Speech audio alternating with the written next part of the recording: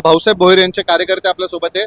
क्या बताओगे, पिछले 25 साल से हम देख रहे हैं भाऊसाहेब भोईर पिंपरी चिंचवड शहर के राजकारण में सक्रिय है। ऐसा उनके साथ से बोला जा रहा है कि उनके ऊपर बहुत सारा अन्याय हुआ है, उनको संधि नहीं मिली है ये पॉलिटिक्स में। बट अभी देख रहे हैं आज उनका मेड़ावा होने वाला है, क्या बताओगे? सबसे पहली बात तो मैं ये बोलूंगा कि मैं कार्यकर्ता नहीं हूँ। भाई साहब भाऊ साहब का और मेरा जो नाता है एक पिता पुत्र का नाता है, क्योंकि मैं भाऊ साहब की जब भी पॉलिटिक्स स्टार्ट हो गई है रामकिशन मोरे सर के टाइम पे, उस टाइम से मैं कांग्रेस पार्टी में ज्वाइंट था। उनके पिताजी अपा थे, उनके साथ मेरा संपर्क था, मुझे बड़े भाई के समान उनके साथ मेरे रिलेशन थे। जैसे उनके साथ रिलेशन बने भाऊ साहब हमारे साथ में मिले, वो दिन से आज तक इनके साथ में देखा जाए तो अन्याय हुआ है।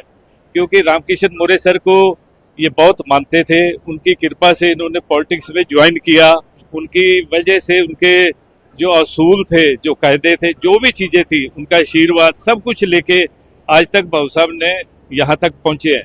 लेकिन इनके साथ अन्याय वहां से ही होना चालू हो गया कि रामकिशन मोरे सर ने इनके ऊपर हाथ तो रखा, लेकिन एक जो कुछ देना चाहिए था एक पॉलिटिक्स के अंदर, वो भाऊ साहब को मिला नहीं, जो कि हमको भी बहुत बड़ा खेद है। क्योंकि मैं पिछले 80 से भाऊ साहब के साथ में मेरा रिलेशन अभी नियर अबाउट 44 ईयर्स हो गए।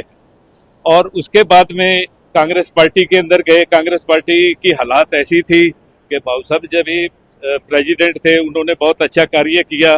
14 नगर सेवक जीत के लाए। जीतने के बाद पार्टी को 10 साल तक चलाया, 8 साल तक चलाया। चलाने के बाद में जब ऊपर वहां पे भी उनको जो है प्रदेश के ऊपर से या दिल्ली से कोई उनको न्याय नहीं मिला एआईसी से। हम देख रहे हैं 2009 में उन्होंने विधानसभा की चुनाव लड़ाई थी, बट वहां पे उनका पराभव हो गया था। बट उसके बाद उनको कोई पक्ष से उम्मीदवारी नहीं मिली थी। आज उन्होंने निर्धार किया है, मतलब अभी ये तो आगे जाके पता चलेगा कौन सा सिंबल रहेगा या अपक्ष खड़े रहेंगे। क्या लगता है ये 2024 के विधानसभा चुनाव में भाऊसाहेब भोईर चुन के आएंगे? मैं 2009 में भी था, इलेक्शन के टाइम पे हम लोगों ने उनके साथ प्रचार किया है। मुझे मालूम है भाऊ साहब के साथ में लोगों ने क्या क्या किया है।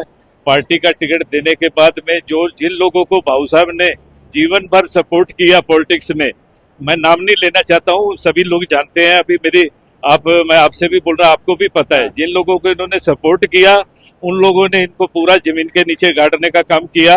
लेकिन भाऊ साहब ऐसा शख्स है कि उनके ऊपर ईश्वर की इतनी कृपा है, उनके जो कार्य हैं इतने अच्छे कार्य हैं कि भगवान ने उनका हाथ है कि आज तक वो गिरे नहीं। हमारी ऐसी शुभकामना है कि भाऊ साहब आपने बहुत बड़ा डिसीजन ले लिया है, बहुत अच्छा काम किया है आपने, कि ये आज का डिसीजन लेके आप किसी पार्टी के चक्कर में मत पड़ो।